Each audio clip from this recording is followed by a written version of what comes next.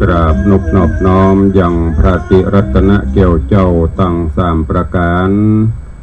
อันมีพระพุทธพระธรรมพระสงฆ์อันเป็นสรณะที่เปิงตีเคารพนับถืออันสูงสุดในชีวิต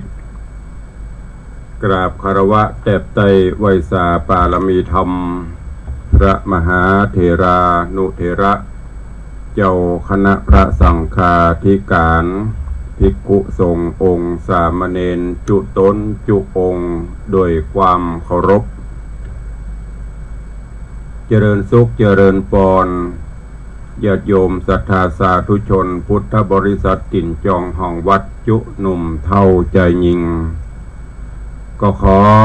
น้อมต้อนรับทุกท่านเข้าสู่รายการมรดกธรรมกำเมืองต่างสถานีวิทยุกระจายเสียงพระพุทธศาสนาแห่งชาติและสังคมคลื่นเพื่อการศึกษาพระพุทธศาสนาและวัฒนธรรมคลื่นพระพุทธศาสนาและจริยธรรมส่งสัญญาณกระจายเสียงจากสถานีวิทยุวัดฝ่ายหินตำบลสุเทพอำเภอเมืองจังหวัดเชียงใหม่ในระบบคลื่นความถี่ FM 104.50 เมกะเฮิรตซ์สถานีวิทยุคลื่นพระพุทธศาสนาและจริยธรรมในความอุปถัมภ์ของมูลนิธิพระบรมธาตุเจ้าดอยสุเทพส่งสัญญาณกระจายเสียงในระบบคลื่นความถี่ FM 96.0 เมกะเฮิรตซ์ตลอดจนวิทยุชุมชนเสียงตามสายหอกระจายข่าวตามวัดวาอารามตามหมู่บ้านต่างๆพร้อมกันนี้ก็ยกมือ10 นิ้วกราบถวายการต้อนรับและเจริญพรต้อนรับครูบาอาจารย์พระเจ้าประสงค์องค์เนรศรัทธาญาติโยมสาธุชน FC แฟนรายการที่ได้เข้ามาให้กำลังใจ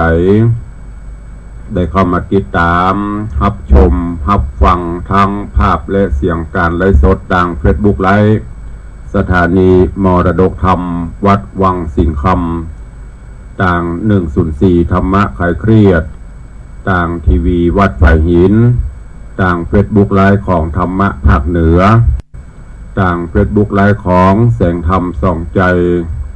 ตลอดจนหน้าจอ Facebook ไลฟ์ของ FC แฟนรายการที่ได้กดแชร์กดไลค์เสียงธรรมนี้ไปยังกลุ่มของเพื่อนๆทุกท่านรายการนี้ดำเนินโดยกล่าวกับผมอาตมภาพพระครูวิสิทธิ์ศรีลาภรณ์เจ้าคณะตำบลป่าแดดเจ้าอาวาสวัดวังสิงห์คำตำบลป่าแดดอำเภอเมืองจังหวัดเชียงใหม่หรือญาติโยมห้องขานกันว่าตุลุงในวังเป็นผู้ดำเนินรายการนำเสียงธรรมแบบปืนบ้านล้านนาฮักษาฮีดฮอยมรดกธรรมกำเมืองมาเทศนาคือญาติโยมศรัทธามาพบมาป้ากับทุกท่านก็ต้องขอประทานอภัยครูบาอาจารย์ญาติโยมศรัทธา ที่ติดตามตั้งหน้าจอ Facebook ไลฟ์ห่างหายไปหลายวันโดยมีภารกิจมีศาสนกิจที่ต้องปฏิบัติโดยเฉพาะแล้วก็ช่วงงานบุญกฐินต้องได้เตรียมความพร้อมต่างๆทั้งในสถานที่และนอกสถานที่ก็เลยไม่ได้มาพบมาปะกับ FC ต่างหน้าจอแต่ต่างสถานีวิทยุก็ยังมีเทปรายการมาออกคือญาติโยมต่างหลายได้รับฟังตัวก็ช่วงนี้อากาศก็เริ่มจะเย็นแล้วสภาพร่างกายก็กำลังปรับอาจจะมีกระแอมกระไอสดออกไปผ่องก็ต้องขอประทานอภัยล่วงหน้าก่อนเนอะก็ทีแรกว่าจะพักสักระยะแต่ก็คือหอดคือเติงหาญาติโยมศรัทธาถ้าฟังอาจจะไม่ได้ฟังทางหน้าจอก็รอติดตามรับฟังรับชม ก็ไม่ได้ฟังก็ดีก็พอประทังเปิดห้องไว้ประยุงธาตุขันธ์ได้ก็ประยุงกันต่อไปในช่วงนี้ก็ยังอยู่ในช่วงของมหาทานบารมีในช่วงของบุญกฐินปุ่นจะไปสิ้นสุดเอาวันที่27พวกกันเนอะหลายวัดหลายวาก็เริ่มจะหนาแน่นและโดยเฉพาะวันเสาร์วันอาทิตย์นี่ก็จะมีคณะกฐินหรือว่าวัดวาอารามต่างๆญาติโยมที่ยังไม่ได้ให้ได้หอมไม่ได้ร่วมบุญกุศลก็เจริญปอนเจริญเนอะยังค้างหลายวัดอยู่แต่ที่วัดวังสิงคำก็ได้ทำบุญถวายทานเสร็จสิ้นตอดเสร็จสิ้นไปเมื่อวันที่5ที่ผ่านมาเป็นที่ปริปุณณังเรียบร้อยในสายบุญของบารมีธรรมของอาจารย์วารินทร์บัววิรัตเลิศแล้วก็มีโยมสมเกียรติโคสิตานนท์พร้อมครอบครัวจตุพรมอเตอร์จากจังหวัดเพชรบูรณ์ร่วมกับสถานบุญ FC แฟนรายการอีปออีแม่ต่างสถานีวิทยุต่างเฟซบุ๊กไลฟ์และคณะศรัทธาวัดวังสิงคำก็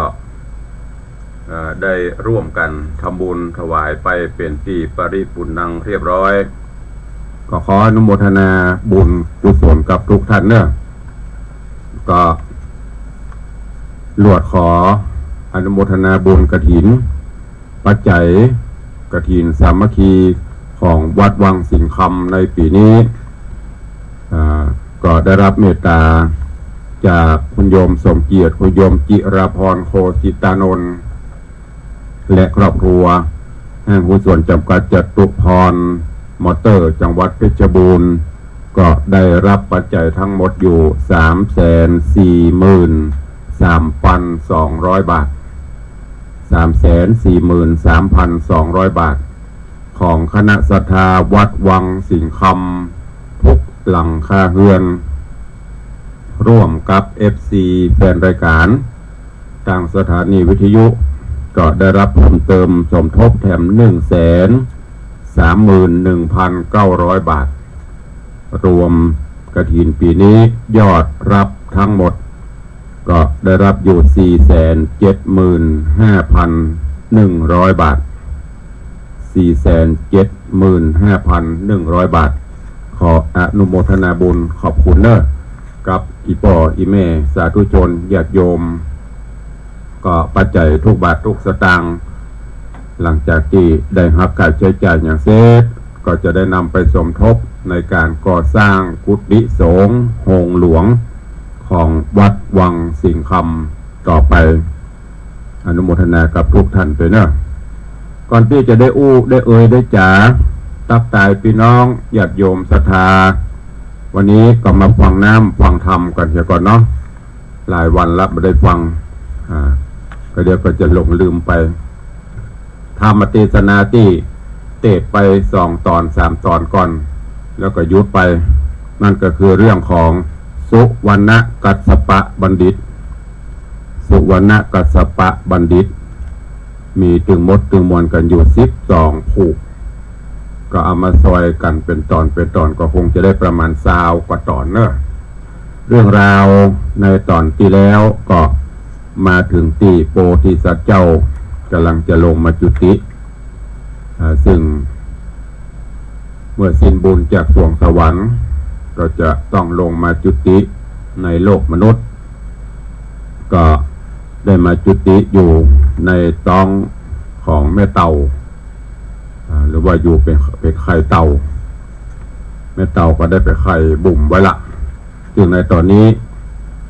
โกสกาตุกตะก่อนที่โพธิสัตว์จะมาก็ได้ฝันหันว่า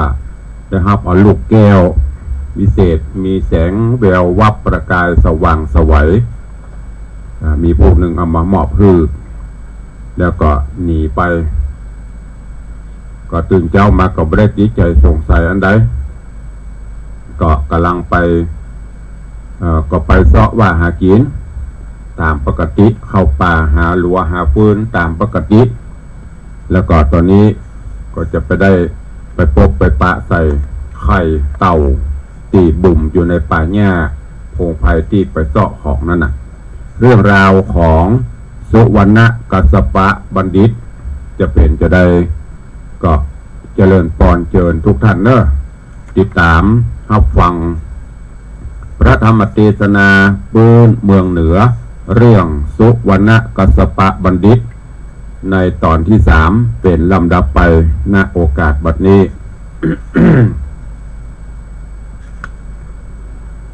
นะโมตัสสะภะคะวะโตอะระหะโตสัมมาสัมพุทธัสสะ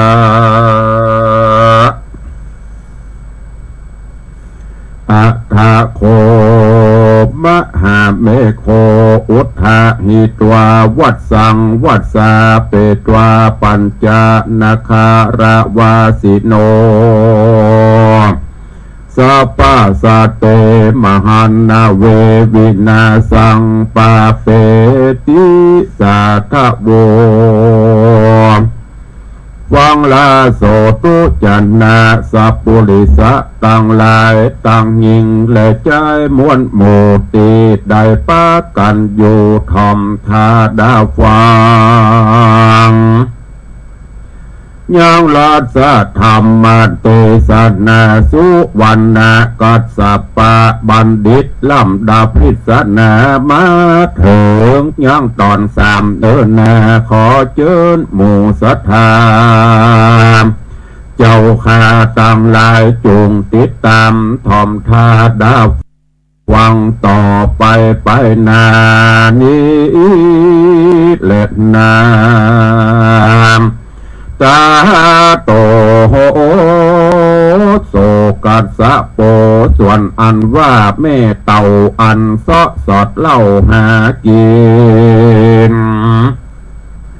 ตามแผ่นดินในป่ามันก็สอดลาดในดงกันตาวันลงสู่ต่ำแม่เต่าก็พร่ำขึ้นโหนเข้าสู่ดงป่าคาใหญ่เพื่อไปหาไข่ของตนก็เมาเว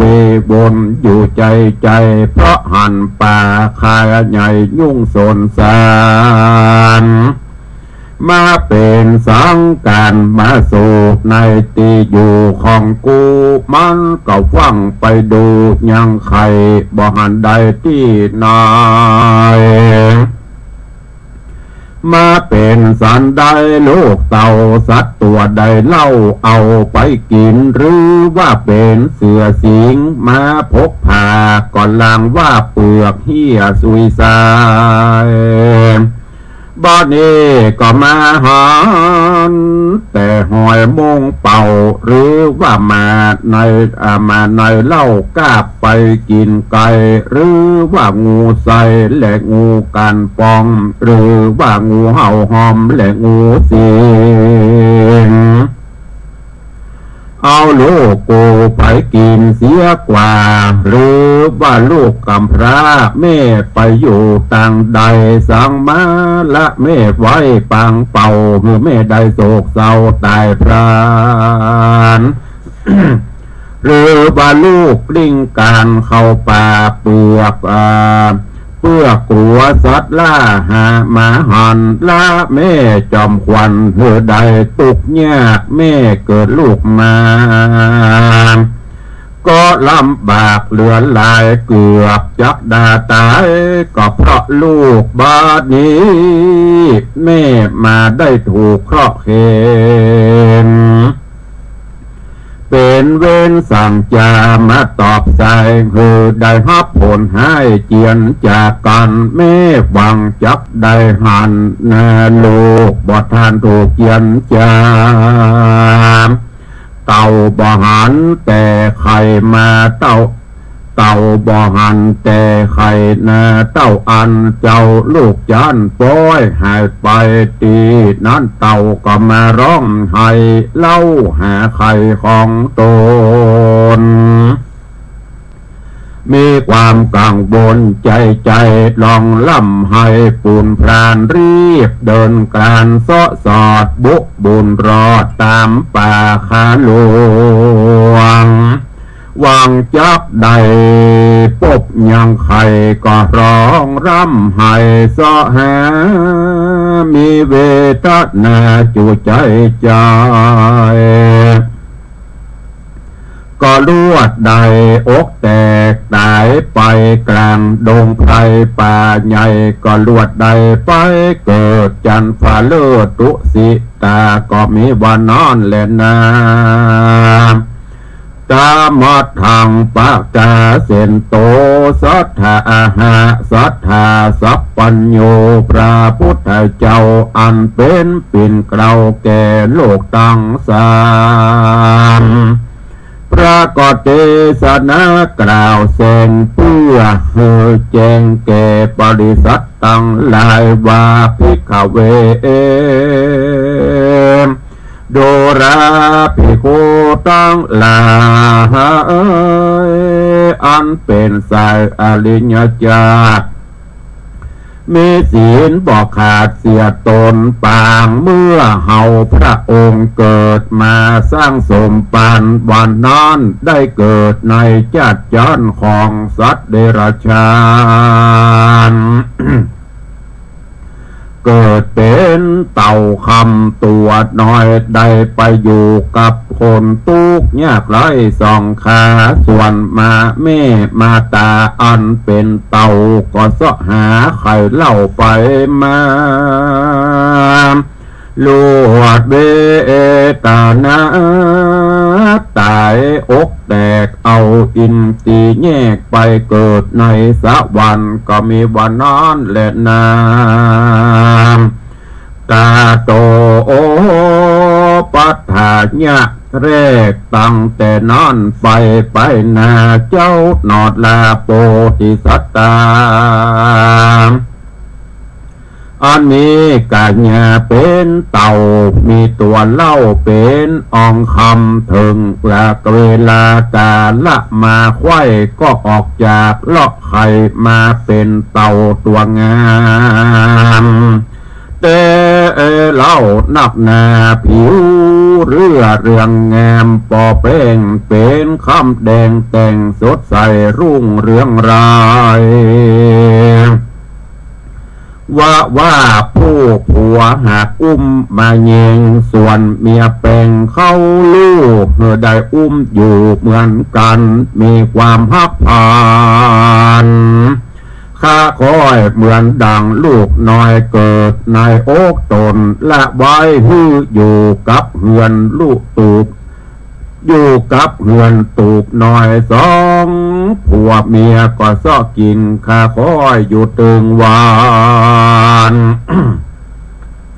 หาลูกไม้หัวมันมายื่นปั่นเหือบอดได้ขาดสักมือแรงไงส่วนคนตั้งหลาย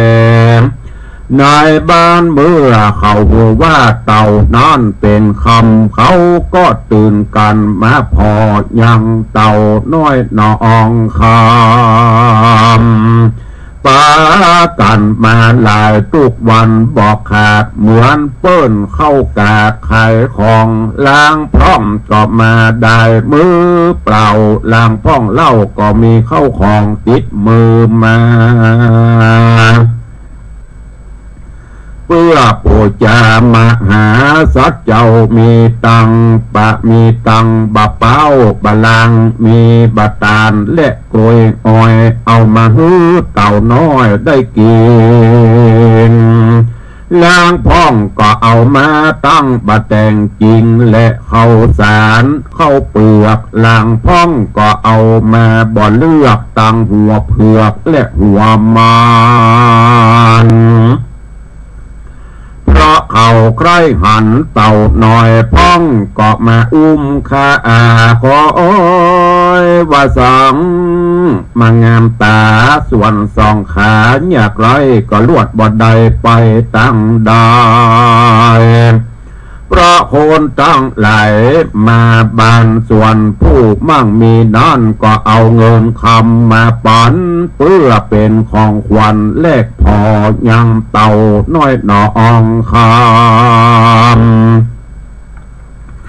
ส่วนโก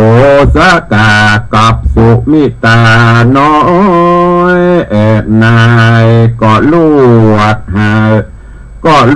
ากใดสุขบานเพราะบุญสมปันของโพธิสัตว์เจ้าตั้งแต่นั้นมาเล่าบ่ปอนาน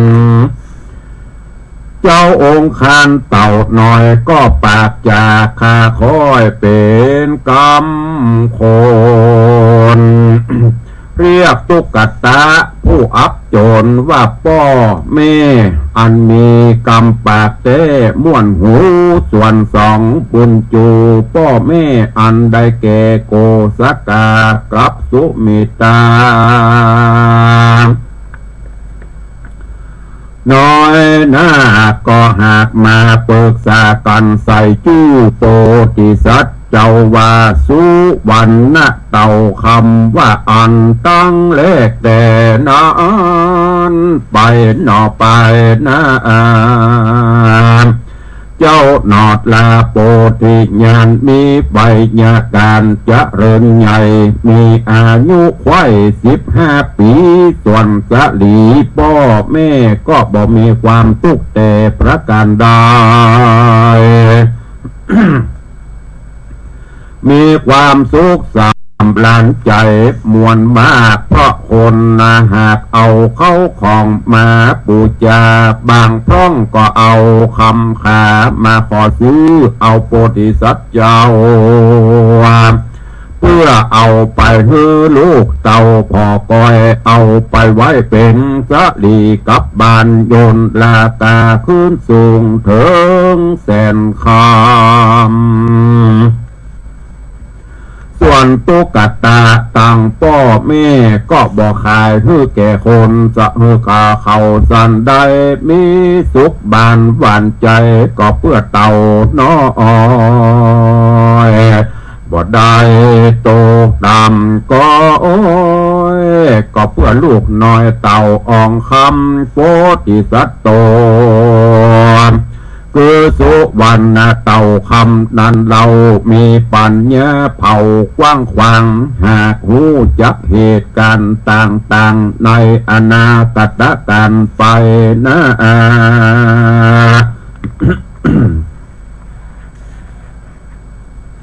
ในอาณาคตการไป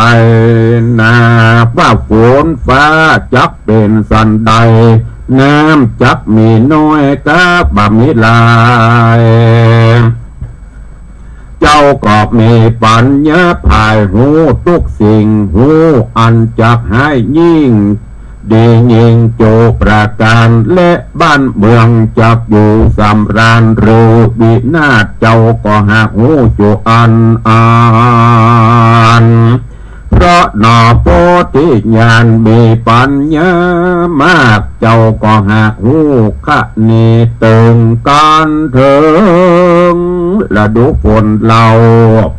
เจ้าก็พิจารณาว่าปีนี้ฟ้าฝนตกนักกาว่าตกน้อยเจ้าก็หูคอยได้ทันทีว่าปีนี้น้ำมีมากเจ้าก็หากบอกฮือพ่อแม่ตนปลูกเข้าที่ดอนจักบ่ตายน้ำท่วมถ้าปีใดแห้งแล้งเจ้าก็หูว่าฟ้าฝนบ่หลายจริงบอกฮือพ่อแม่ใส่ใจปลูกเข้าที่ต่ำก็จะพร่ำใดเข้าลายส่วนสองตายายพ่อถ้าเอาก็ทำตามกรรมลูกตนก็ลวดกายเป็นคนหมุนบ้างบ่ได้แกนกั้งกับโดยเข้าของยุตั้งปองใจ สองผัวเมียแยกไหลก็กลับกลายเป็นดีก็มีหันจะเล็ดนา ตาโตโสกุมาโลสุวรรณกัจจโปตั้งเลกแต่นั้นไปนาเจ้านอดลาองค์องคามก็มาพิจารณาเหตุการณ์ล่วงหน้าทวน7 วันบ่เจอหมู่คนหมู่คนทวนนาจะเกิดมีอันตรายหมู่สัตว์ต่างหลายตัวตำบลโค้งเขตในประเทศปัญจนครใจเมฆฝนจากลงหลายหลังลมจากฟ้าพร่ำ7 วันน้ำจา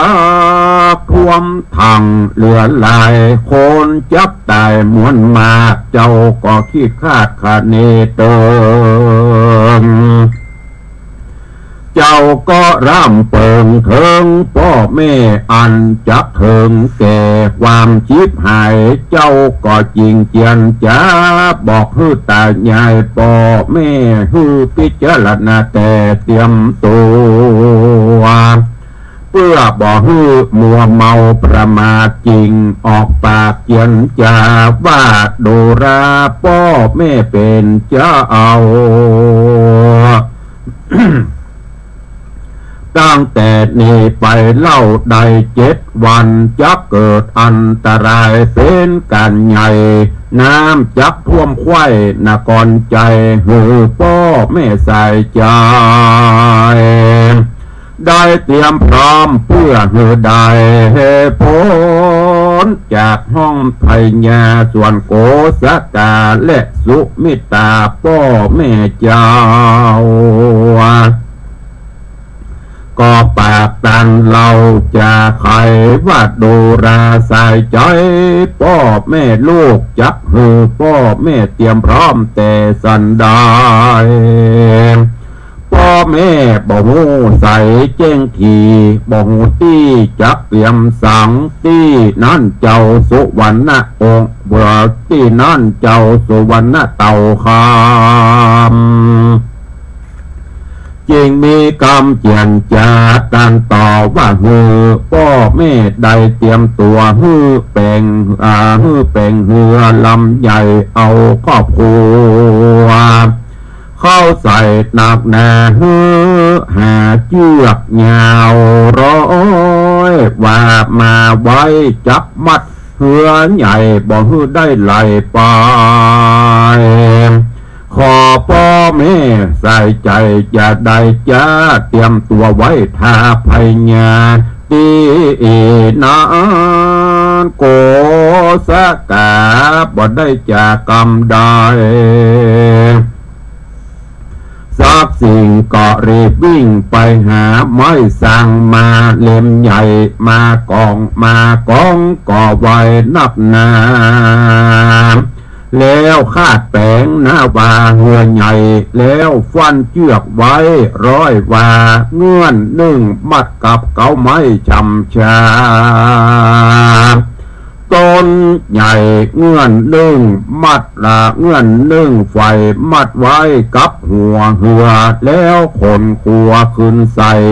คนขึ้นไว้ตั้งเป็ดไก่หม้อถ้วยไห่จ้อนตะไหลปากตั้งเสือสาดผ้านุ่งครัวบาย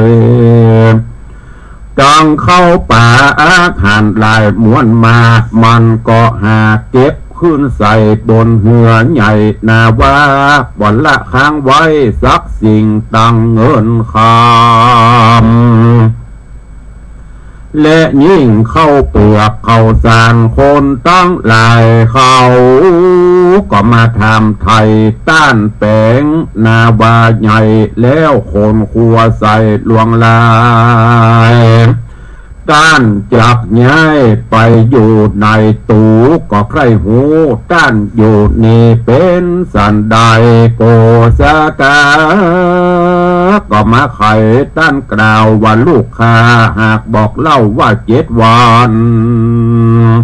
ไปนาเล่าครบมาถึงจะเกิดนา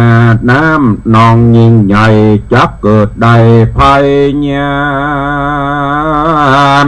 น้ำจากมาท่วมบ้านเมืองนาม้วนมากคือตั้นตั้งหลาย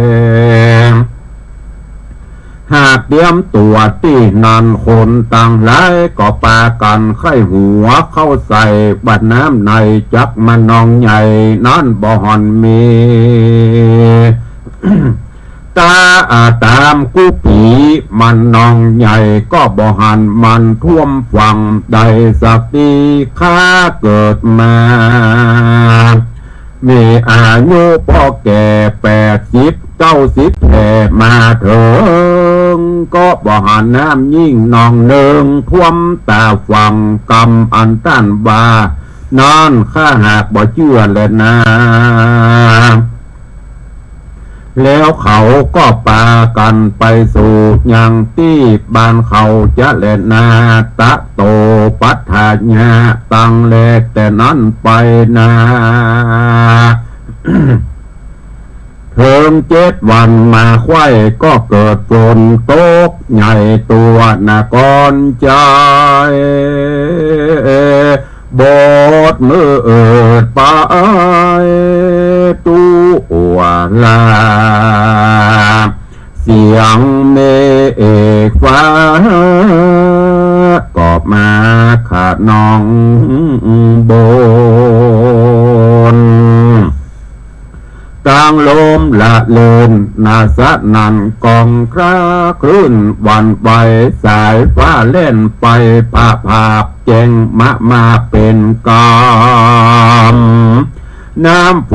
นทังลงมาบ่ขาดอากาศกลุ่มไปบนถึง7 วันมาไข้น้ำห้วยใหญ่ออกตือกันเป็นเปลวฟองดังกระคลื่นน้ำนองยิ่งสูง100 วาสัตว์นานาตื่นแตกฟุ้งคนยะแยกตัวฟองน้ำไหลพ่องว่ายไปไกลจุจอดไปเถิงยอดดอยหลวงพร่องว่ายน้ำบ่เป็นตายกว่าจอยปองก็มีเหือน้อยเจียวนี้ฝูงคนมีแกนกั้งแบกหีบเงินฟังลงเหือนตาเละเจือนหลังแน่บอกว่าจะหนีไปไหนลวดโจมน้ำตายเสียกว่าฝูงเด็กขาลองลันให้สะนันเต็มเมืองลูกไผ่เมียไผ่ให้หาการ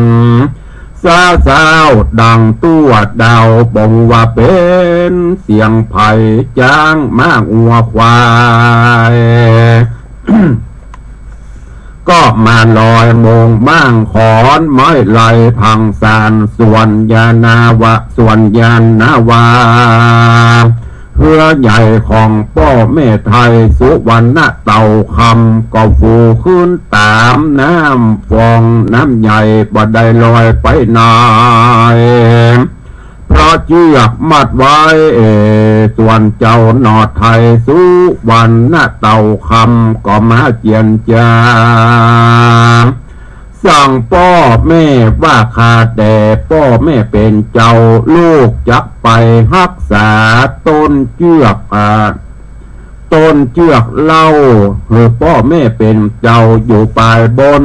ท่าสัตว์และคนไหลมายะยองมากล่าวห้องขอช่วยเหลือขอฮือเขื่อพ่อแม่กระตุกเยือกแต่สัญญาข้าจับขึ้นมาพอทาสัตว์และคนนั้นนอกวันคุณนา ข้าจักบอกพ่อแม่เก็บมาไว้ถ้าสัตว์และสิ่งใด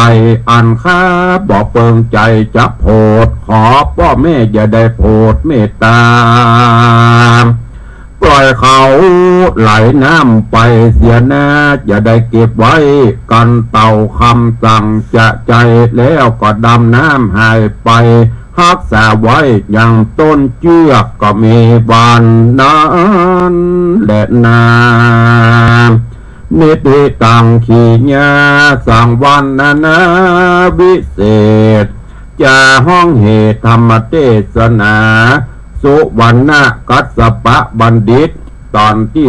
3ก็บังโกมสมเด็จเดชพระธรรมเทศนาสุวรรณกัสสปะบัณฑิตตอนที่3ก็จบปริภูมินังไปก็เรื่องราวกำลังเริ่มม่วนงานสันเล่ามีสาระแล้วเนอะตอนนี้โพธิสัตว์เจ้าตีได้เกิดมาเป็นลูกเต่า แม่เต่าไข่ลูกออกมาไข่ออกมาไว้ตุ๊กตาถึง2ไปปะใส่ก็เก็บเอามาไว้บ้านส่วนแม่เต่าก็เสาะหาไข่ตัวเก่าจุตีจุโหนจุแหงก็บ่ปกบ่ปะจนสุดท้ายก็ตรอมใจตายอกแตกตายไปก็ไปเกิดเป็นเทพบุตรเทพธิดาอยู่บนสวงสวรรค์ชั้นฟ้าส่วนเต่าถึงกำหนดเกิดมากับบิแตกออกจากไข่แล้วก็มาอยู่กับ2เท่าเป็นเต่าอองคำคนนั่นหูหน่อยคนนี้หูหน่อยก็บอกต่อกันไปจนกระทั่งข่าวนี้ก็ไปไกลพี่น้องชาวบ้านที่ใครหูใครหันบางพ่องก็มาพอเหมือนปัจจุบันเนี่ยเนาะถ้าเป็นว่าอันนั้นเกิดขึ้นอันนี้เกิดขึ้นของแปลกประหลาดจะป้ากันทะทังหลั่งไหลไปอันนี้ก็เช่นเดียวกันบางพ่องก็เอาเข้าของสัมปติเอาดอกไม้เอาอย่างไปตัวไปไหวไปสาจนใหญ่ไปการละเวลาผ่านปูนไปเต่าน้อยองคำนี้ก็สามารถอย่างหูดินฟ้าอากาศว่าจะมีเหตุการณ์ยังเกิดขึ้นตั้งหน้าได้หูมดยังจะเกิดขึ้นบางปีถ้าน้ำจะท่วมตีลุ่มก็จะบอกให้ป่อให้แม่เนี่ยไปเนี่ยเขาเนี่ยนาเนี่ยให้ตีดอนบางปีถ้าน้ำจะท่วมนักก็ให้หยุดให้ย่างแล้วก็ตอนที่ใกล้จะจบนี่เต่าน้อยองคำก็มาคือว่าในในไปหน้านี่แหม7 วัน ฟ้าฝนจะตกนักน้ำจะท่วมก็เลยบอกให้พ่อแม่ไปเสาะไม้มาแป่งเหือเนอะแป่งใหญ่ๆแล้วก็ฟันเชือกเหรอสัก100 วาเสร็จเรียบร้อยแล้วก็ให้ขนเข้าของสัมปติอุยางขึ้นไปไว้บนเหือบนแปเชือกก็เหมือนกันส่วนหนึ่งเอาไปมัดไว้ที่เก้าไม้จำฉาแหมอันนึงเอาต้องแหมเงื่อนนึงก็มาบัดไว้ที่หัวหัวเหือเนอะจะบ้านเจ้าจองหันจานกับมาทำโอ้สู่แปลงหยังว่าเท่าไม่เท่านี่ก็บอกว่าโอ้ตั้งให้ประเมินไปหน้านี่ไอ้ยังก็ฝนจะตกนะน้ำจะท่วมได้ยินนะใครหัวเขาใส่โอ้ข้าอยู่มานี่อายุข้าพอ70-80บะหมี่บะหันสักกำเตื้อน้ำจะท่วมจะนองก็กระป้ากันประมาทอย่างบางพงอย่างคนกรมอุตุคนประกาศนะคนเตว่าภาคเหนือมันจะว่าบ้านนำภาคเหนือก็คือตึงภาคฝนจะตกแต่มันมาตกตาบะหอปักขาใกล้หัวเนี่ยกรมอุตุเหรอหาว่าประจุกรมอุจุไปมีมันน้ำซัดลงมาหาเต้น้ำท่วมอันนี้ก็เหมือนเดียวกันไข้หัวเขาใส่มนมานานพอถึง7 วันเต้ฝนตกตกมานักเต้น้ำท่วมน้ำนองเต้ปวดโตเอาบตันละไหลล่มก็นั่นพ่องก็เก็บตันพ่องก็เก็บบตันพ่องก็ ก็นี่มาว่ายน้ำได้ป้องก็ว่ายไปได้ตายป้องลอยตุ๊บป่องป้องเต่าน้อยอองคำก็บอกให้พ่อให้แม่ว่าอยู่บนหัวนี่เนอะอยู่บนแปนี่เนอะเดี๋ยวลูกก็จะไปเฝ้าผมตีหัวเงื่อนเกี่ยวที่มัดต้นไม้หัวน้ำมันนักมันถ้ามีอย่างไรมาเปะมาปะมาขอเปิ่งปะอาศัยบนเรือบนแปนี้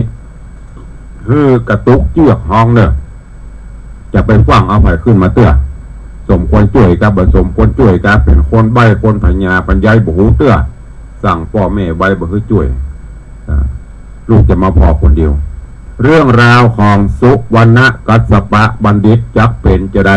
ก็ให้ติดตามฟังกันในตอนต่อไปเนอะวันนี้ตุลุงก็ขอโป่งวางไว้แต่เพียงเท่าอีกฟังกันในวันต่อไปเนาะถ้าบัดติดกันได้ก็ต่อกันไปเนอะถ้าติดกันได้ก็เว็บหายหมดก็ฝากวางเป็นข้อคิดกับพวกท่านนำไปคิดพิจารณาอันไหนที่ดีๆก็เอาไปใช้ในการดำเนินชีวิตประจำวันตอนที่3ขอโป่งวางไว้เต้าอีก่อนเนาะก่อนที่จะได้ตักได้ตายพี่น้องศรัทธานาบุญต่างบ้านก็ดีต่างหน้าจอก็ดีเนอะก็ขอประชาสัมพันธ์ข่าวสารมีงานข่าวงานศาสตร์งานบุญมาฝากกำหนดการหรือว่าเชิญร่วมงานพระราชทานเพลิงศพหลวงปู่พระครูพิพิธปุญญาภิรัตน์หลวงปู่ครูบาอินตาวัดศาลาเนอะงานจะเริ่มวันที่20ถึง24เดือนธันวาคมที่วัดศาลาตำบลน้ำแพร่อำเภอหางดงวันที่20ถึงวันที่24เป็นวันพระราชทานเพลิงศพเชิญทุกท่านไปร่วมบุญกุศลด้วยกันเนอะวันที่9ก็จะมีงานวันลงจอบแรกที่ลานครูบาก็เชิญไปร่วมกันเนอะแล้วก็ใกล้จะเดือนนี้ที่บนวัดพระธาตุเจ้าดอยสุเทพในเมตตาปรมีธรรมหลวงพ่อท่านเจ้าคุณพระธรรมเสนาบดีก็เชิญชวนญาติโยมร่วมกันทำบุญปูจากันเทศกันธรรมเนอะเพื่อจะมีการเทศนาธรรมที่บนลานพระธาตุเจ้าเจดีย์บนวัดพระธาตุดอยสุเทพเทศมหาจากเป็นประจำไปจนถึงเดือนนี้เป่งบุญนะวันละกันด้านผู้ใดจะร่วมโมทนาบุญก็เจริญพรเจริญเนอะแล้วก็ลืมกันได้เนอะนับถอยหลังไปวันนี้มาถึงวันที่6ที่7ละแถมประมาณเดือนปลายซะน้อยก็จะถึงแล้วนั่นก็คือเจิญจวนมวลมิตรแก้วสหายคำญาติโยมป่อโยมแม่ตายกตาญิกาศรัทธานาบุญเฮาเนอะได้มาร่วมงานทำบุญครบ5รอบ60ปีทำบุญอายุวัฒนมงคลของตุลุงของอัตมาภาพที่วัดวังสิงห์คำเนอะน้อมเอิญเชิญชวนทุกท่านกำหนดการวันเสาร์ที่16วันอาทิตย์ที่17ในวันเสาร์ที่16ผักมะงายก็จะเป็นการเตรียมความพร้อมในช่วงบ่ายประมาณว่าบ่าย3 โมงก็จะเป็นพิธีทักษิณาทานนิมนต์พระเจ้าประสงค์ชุดหนึ่งประมาณ30-40 กว่ารูปโปรดเมตตารับทักษิณาทานเวลาประมาณ5 โมงแมลงก็จะเป็นพิธีสวดสะเดาะนพเคราะห์นิมนต์พระเจ้าประสงค์แถมชุดหนึ่งก็ประมาณ50 รูปเหมือนกันแล้วก็วันที่17กินข้าวน้ำจำเข้างานแล้วก็ญาติโยมก็มาได้เวลาพร้อมกันพระมหาเถระครูบาอาจารย์แถม1 ชุดก็ประมาณ69 รูปเจริญพระพุทธมนต์สืบจตาหลวงแบบล้านนาคือกับตุลุงคือกับญาติโยมญาติธรรมทุกท่านที่มาร่วมกันเนอะดังนั้นก็น้อมเอิญเชิญชวนเตรียมเนื้อเตรียมตัวเตรียมกายเตรียมใจเข้าสู่ร่มอารามห่วงแก้วทั้ง3วัดวังสิงห์คำเนอะในการทำบุญอายุครบ5 รอบ60 ปีของตุลุงในปีนี้ โยมบอกปกติตุลุงจัดเดือนสิงหาไม่ใช่กะแม่นเกิดแต่21 สิงหาคมแต่ปีนี้มันครบรอบ12 นักษัตริย์60 ปีก็เลยจัดเอาเดือนธันวาเพื่อหลีกฟ้าหลีกฝนพ้องแต่ถ้ามันจะตกก็แล้วแต่ดวงมันเนาะเพื่ออำนวยความสะดวกการจอดรถจอดรางก็ประจัดเอาวันที่16 17เนอะ แล้วก็ยังจะมีญาติโยมศรัทธาทั่วสารทิศ FC เป็นรายการก็คงจะมากันดังกูเตือนที่เขาได้จัดกันตุลุงเจนจวนเนอะใครจะเมตตาร่วมเป็นเจ้าภาพรับสังฆทาน169 ชุดละ 2,500 บาทที่จะถวายพระเจ้าประสงค์ไตรยตานคือเครื่องไตรยตานก็ได้ทำเป็นโต๊ะเคียงถวายพระ ตัวชุดละ 1,000 บาทเนอะใครจะเมตตาเป็นเจ้าภาพตั้งแต่วันนี้ไปก็คงจะต้องเริ่มบูมงานนี้ละแจ้งความจำนงได้จะร่วมพิมพ์หนังสือที่ระลึกก็เล่มละ150 บาทบ่เต่าแต่นั้นจะร่วมถวายต้นจตุปัจจัยเป็นต้นเงินต้นทองต้นเพชรต้นมหาตนะบารมีก็แจ้งความจำนงได้เพื่อสมทบกองทุนนิธิวิสิตศรีลาภรณ์เนอะแจ้งความจำนงมาได้ขอบคุณทุกท่านตัวเวลาก็โว้ยเนาะพอแปดเดี๋ยวจะหมดละขออนุญาตตักตายพี่น้องต่างบ้านต่างหน้าจอก่อนเนาะต่างหน้าจอ Facebook ไลฟ์ก็เดี๋ยวก็ค่อยไปทางบ้านทางจอง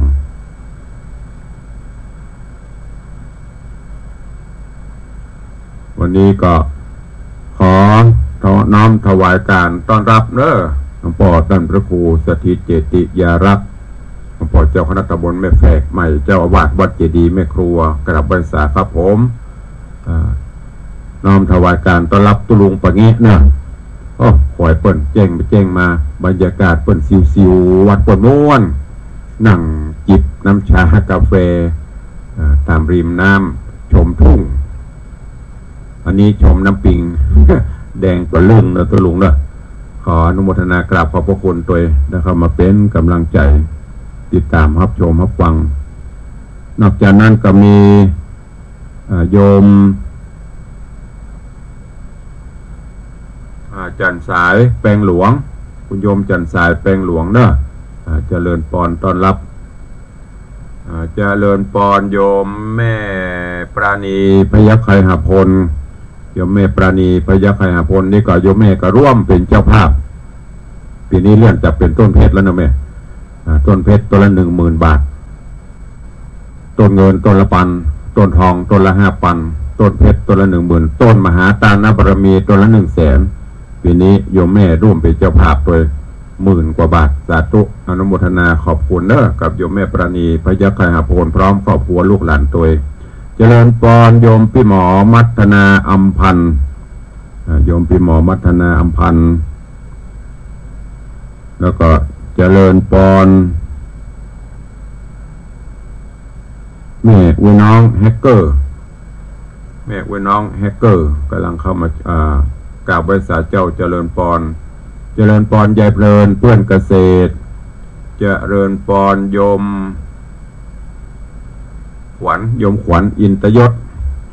กราบไหว้สาครับผมตุลุงสาธุเนอถ้าบอกบัดนี้เนี่ยก็มาร่วมงานมาแนะนำเขาปะกันก้าตังในเฟซก็ดีหันยินแต่เสียงมันหันโตนะมาถึงมันต้องรายงานตัวเถอะเนอะเดี๋ยวคนเฒ่าคนแก่เจ้าโลมาจำอุ้ยได้ก่อนโอ้จำไปได้อุ้ยก็ตุลุงนี่อู้กันตึงวันมันอู้กับมันจะหันแน่เนาะ มันไปจำจะได้ต้องมารายงานตัวตัวเจริญปอนโยมประภักเนอะโยมประภักหรือว่าโยมปีสายจันทร์บุญยวงเจริญปอนโยมปีอัญชลีคำกิติเจริญปอนโยมปีนวลโยมแม่นวลศิริหินเขียวเจริญปอน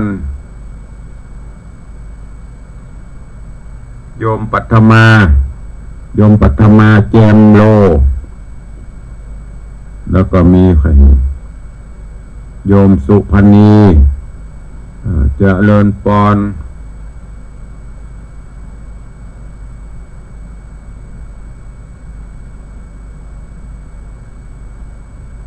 ให้พ่องทางปุ้นก็ดีพอยมปัทมาแจมโรกับใบสาเจ้าสาธุอนุโมทนาเนอะพระเลิศพระเลือดไปกระเดียวตุลุงก่อนจะไปอัน ตักไม่โลนทำกรรมตอนนี้หน้าจอมันจะหมุนขึ้นหมุนลงหมุนขึ้นหมุนลงจ้างพ่องไปจ้างหลายขอบคุณทุกท่านตัวเหลือเวลาทำน้อย